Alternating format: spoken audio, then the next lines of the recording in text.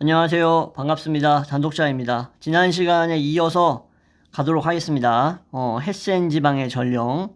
자, 미가, 예언자 미가 이 부분에서 멈췄었죠. 지난 시간에. 자, 그래가지고 이제 이 미가 7장 3절과 4절에서 말한 게 무엇인가? 바로 몹쓸 일에만 손을 대고 관리들은 감나가는 것 아니면 받지도 않으며 재판관들은 뇌물을 주어야 재판을 하고 집권자는 멋대로 억울한 선고를 내리는구나. 조금 낫다는 것들이 가시덤불 꼴이요. 조금 바르다는 것들이 가시나무 울타리보다 더하구나. 아, 북녘에서 형벌이 떨어져 이제 당장 혼란이 일어나리라. 이런 내용이었다고 해요. 당신들은 가시와 찔레 울타리의 값을 비싸게 치르고 있다. 왕실과 궁전 경비로 매년 82만 7,772굴덴을 내기 때문이다. 내가 지금껏 언급한 기관과 사람은 그저 도구와 하수인에 지나지 않는다. 그들이 자신의 이름으로 행하는 것은 없다. 그들의 임명장에도 L이라고 적혀 있을 뿐이다. 신의 총애를 받는 루트비라는 뜻이다. 여기서 이제 헤센 대공국 대공이 이제 에른스트 루트비라고 해가지고 루트비 4세하고 관련이 있습니다. 루트비 1세하고 광인왕이었던 루트비 1세의 손자였던 루트비 2세와는 관련이 크게 그렇게까지 직접적인 관련은 없으니까 이 루트비가 그 루트비 2세입니까? 노이반슈타인 성에 짱 박혔던 그 사람이에요? 하고 물어보시면 안 됩니다. 자, 그들은 대공의 이름으로라는 말을 경외심으로 외쳐댄다. 당신들의 집기를 경매에 붙이고 당신들의 가축을 몰아내고 당신들을 감옥으로 보낼 때 외치는 일종의 군호다. 그들은 대공의 이름을 앞세우며 말한다. 그들이 그렇게 지칭하는 인간은 신성하고 절대적이며 존엄한 불가침의 존재다. 그러나 제후의 망토를 벗기고 그 인간 자체를 보라. 그 역시 배가 고프면 밥을 먹고 눈꺼풀이 무거워지면 잠을 잔다. 그 역시 당신들처럼 벌거벗은 연약한 몸으로 태어나 당신들처럼 넘어지고 엎어지면서 세상 속으로 들어간다. 그렇게 당신들과 똑같은 인간이 지금 당신들의 목덜미를 발로 짓누르고 70여만 명을 자신의 쟁기에 붓고 그런 일을 담당할 장관을 임명하고 자신이 부과한 세금으로 당신들의 재산을 갈취하고 자신이 만든 법으로 당신들의 목숨을 좌우하고 귀족과 귀부인을 궁신으로 거느리고 신에 버금가는 그런 권력을 마찬가지로 비범한 집안의 출신의 아내를 맞아들인 자식에게 물려준다. 슬프구나 당신들 불쌍한 우상 숭배자들이여. 당신들은 자신을 잡아먹는 악어를 숭배하는 이교도와 같다. 아주 그냥 맹렬하게 비판하죠. 사실상 왕이나 대통령이나 국무총리나 장관이나 귀족이나 대주주나 똑같이 너네랑 다를 게 없는 인간인데 너네는 그냥 악어를 숭배하는 이교도와 똑같다. 이 헤센 지방의 헤센 공국의 주민들이여 정신 차려라 이런 거겠죠. 당신들이 악어에게 씌워준 왕관은 당신들 본인에겐 자신의 몸을 짓누르는 가시 면류관이요. 당신들이 손에 쥐어준 왕홀은 당신들을 징벌하는 채찍이요. 당신들이 앉힌 왕자는 당신과 당신의 자식들을 고문하는 의자다. 군주는 당신들의 몸 위를 기어다니며 피를 빠는 거머리의 머리요.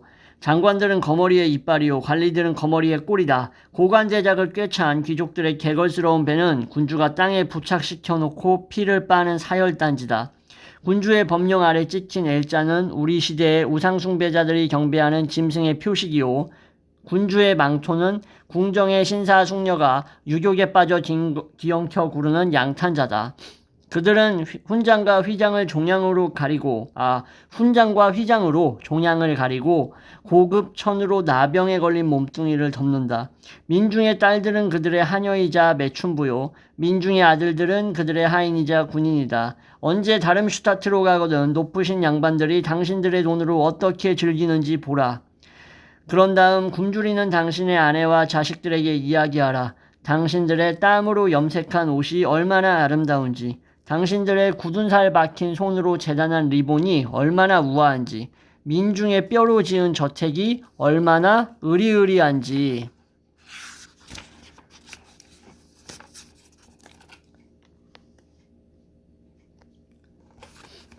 그런 다음 연기자욱한 오두막으로 기어들어가 다시 잠을 청하고 자갈밭이나 다름없는 경작지에서 등골 휘게 일하라. 그러다 보면 당신 아이들도 언젠간 적통의 왕자가 적통의 공주와 결혼해서 적통의 왕자를 낳는 일에만 몰두하고 사는 것을 알게 될 것이고, 열린 유리문으로 식탁보를 보면서 높으신 양반들이 무엇을 먹는지 보고 농민들에게서 짜낸 기름으로 불을 붙인 등불의 냄새를 맡을 것이다. 당신들은 이 모든 걸 감내한다.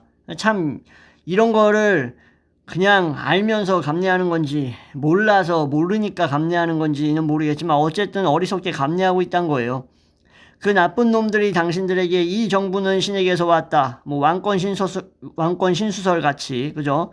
이렇게 말하기 때문이다. 그러나 이 정부는 신에게서 온 것이 아니라 거짓의 아비에게서 온 것이다. 독일 제후들은 적법한 정부가 아니다. 그들은 적법한 정부, 즉 그 옛날 민중에 의해 자유롭게 선출된 독일 황제를 수백 년 전부터 경멸해왔고 끝내 배신했다. 독일 제후들의 권력은 민중의 선택이 아닌 배신과 거짓 맹세에서 나왔으므로 그들의 존재와 행위는 신의 벌을 받을 것이다. 그들의 지혜는 기만이고 그들의 정의는 착취다. 그들은 땅을 짓밟고 가난한 사람들을 짓누른다. 당신들이 이런 제후들 가운데 한 명이라도 신의 세례를 받은 자가 있다고 말한다면 이는 신에 대한 모독이다. 그 말은 곧 신이 악마에게 세례를 내려가지고 독일 땅의 제후에 앉혔다는 뜻이기 때문이다. 정말 비너가 글을 정말 잘 쓰죠. 대박이죠. 이 제후들은 우리의 사랑하는 조국 독일을 갈기갈기 찢어버렸고 우리의 선조들이 자유롭게 선출한 황제를 배신했다. 지금 당신들에게 충성을 요구하는 자들이 바로 이 배신자와 인간 착취자들이다. 그러나 어둠의 제국은 끝을 향해 가고 있다. 제후들이 착취를 일삼는 이 작은 독일 땅에서 머지않아 민중에 의해 선택된 정부가 이끄는 자유국가가 부활할 것이다. 성경은 말한다. 황제의 것은 황제에게 주라고. 그렇다면 이 제후들, 이 배신자들에게는 무엇을 주어야 할까? 바로 이스가리옷, 즉 유다가 받았던 그것이다. 신분제 의회에 지출되는 돈은 1만 6천 굴덴이다. 1789년 프랑스 민중은 오랫동안 왕의 말 소 노릇을 하며 고생한 것에 신물이 났다. 민중은 봉기했고 자기들이 신뢰하는 남자들을 소집했다. 이 남자들이 한자리에 모여 말했다. 왕은 다른 이들과 똑같은 인간이고 국가의 첫 번째 종복일 뿐이며 민중에게 책임을 져야 하고 직무를 제대로 수행하지 않을 때에는 처벌될 수 있다고. 이어 그들은 인간의 권리를 만천하에 공표했다. 누구도 좋은 가문 출신이라고 해서 타인보다 나은 권리와 직함을 물려받지 않고 누구도 재산이 많다고 해서 타인보다 나은 권리를 행사할 수 없다. 최고 권력은 만인 또는 다수의 의지에서 나온다. 이 의지는 곧 법이고 신분제 의회나 민중대표들을 통해 표출된다. 대표는 만인에 의해 선출되며 누구나 선출될 수 있다. 선출된 대표들은 각자 자신의 선출한 사람들의 의지를 밝히고 그중 다수의 의지가 다수의 민중의 의지와 일치하는 것으로 보아야 한다. 왕은 그들이 공포한 법을 제대로 집행하는 일에만 애써야 한다. 왕은 이 헌법을 충실히 따르겠다고 맹세했지만 결국 민중을 배신했고 민중은 배신자에게 마땅한 법에 따라 왕을 처형했다. 이어 프랑스인들은 세습 왕정을 폐지했고 자유의사에 따라 새 정부를 선출했다. 이는 모든 민중이 이성과 성경으로부터 부여받은 권리이다 라고 얘기하죠. 그러니까 프랑스 혁명을 예시를 들면서 비너가 뭘 얘기하느냐. 바로 그 프랑스 혁명이 이제 3부에 소집하면서 그럼에도 불구하고 뭐 성직자 귀족 뭐 제3신분들이 아무리 뭐 논의를 해도 올바른 방향으로 의견이 도출되지 않는 것 같으니까 거기에서 이제 수많은 이제 마찰이라든가 어려움이 빚어졌었는데 결국에는 이제 루이 16세로 하여금 봉건제를 폐지한 다음에 결과적으로 이제 그 사람이라고 표현하니까 좀 웃기네. 루이 16세가 이제 추구했던 권리라던가 어떤 그런 혜택 같은 것들을 포기하게 만들 때 좀 반발이 심했었죠. 그러면서 여전히 왕당파 애들이 루이 16세가 누리고 있었던 그런 권리를 지켜주기 위해서 사실상 그 권리가 곧 자기의 권리와도 맞닥뜨려져 있으니까, 연관되어 있으니까 그렇게 했는데, 결과적으로 이제 뭐, 장폴 마라라던가, 조르주 당통이라던가 막시밀리앙 로베스피에르라던가 뭐 앙투앙 생지스트라던가 뭐 카미유 다뮬랭 뭐 이런 사람들 있잖아요.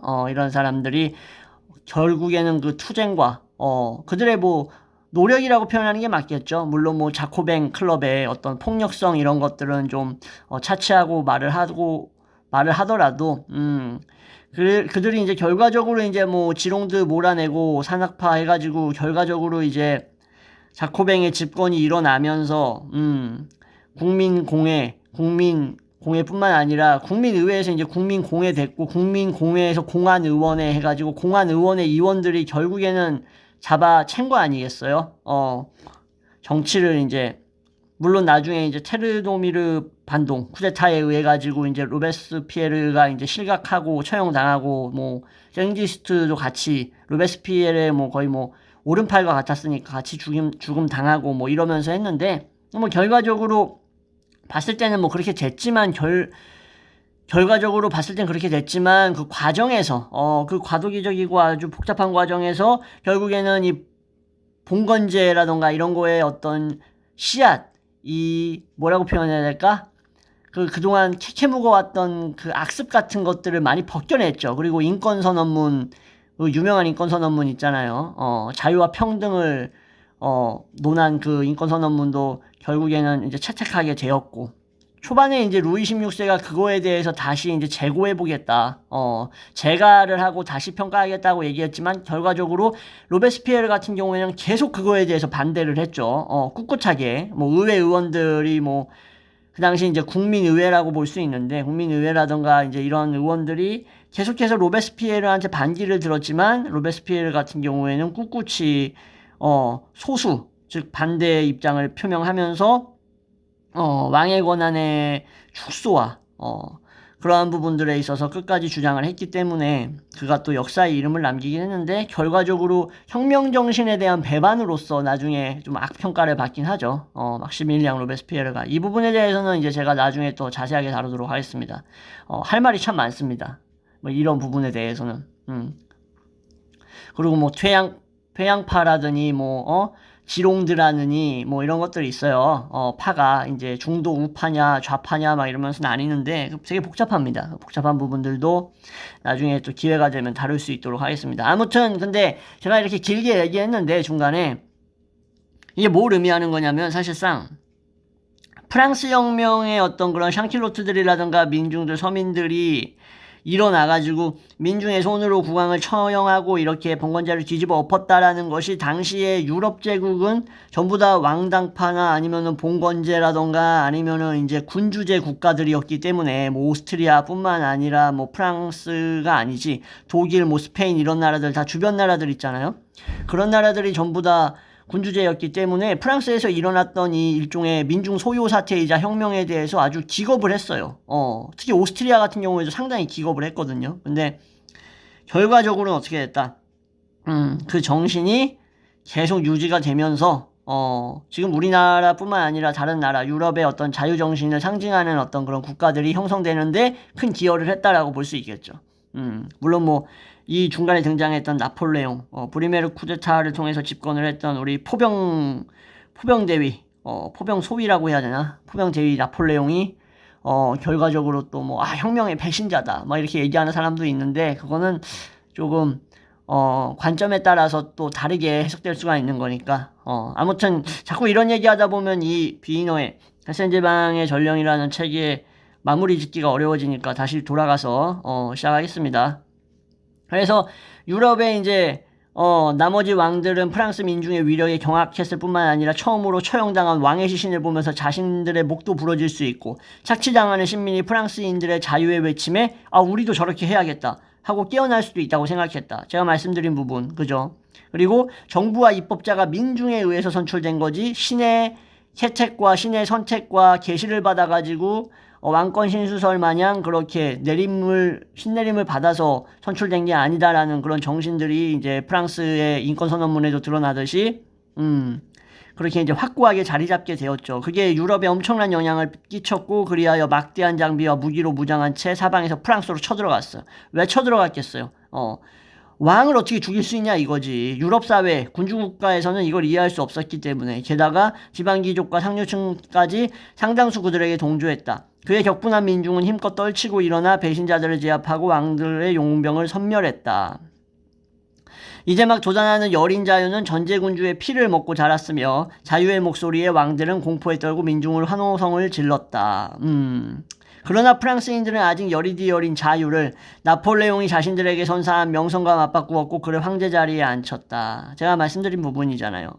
사실상 CAS가 사실상 나폴레옹이 집권하는 데 있어서 큰 역할을 했죠. 왜냐하면 나폴레옹을 불러들인 게 CAS였고, 그래서 결국에는 제1통령으로서 나폴레옹이 프랑스를 집권하는 데 영향을 줬는데, 재밌는 거는 또 뭐 중간에 하나 말씀드리자면, 이 미라보라던가 이런 라파에트 같은 사람들도 결국에는 무슨 뭐 혁명을 어떤 지지하는 듯한 어떤 그런 뉘앙세, 어떤 온건적인 마인드로 뭐 샹킬로트라던가 민중들의 어떤 지지를 이끌어내려고 했지만, 미라보 같은 경우에는 루이 16세의 어떤 비밀, 첩보원 같은 역할을 했죠. 그래가지고, 뭐 지금 샹킬로트 애들이 시민들이 뭐 이러이러한 식으로 하고 있다. 그러니까 국왕은 뭐 이렇게 하시면 될 것 같다. 그러면서 사실상 정부 체제, 왕당파 인사였는데 약간 끈앞풀 스파이 노릇을 해가지고 나중에 미라보가 아주 비참하게 죽죠.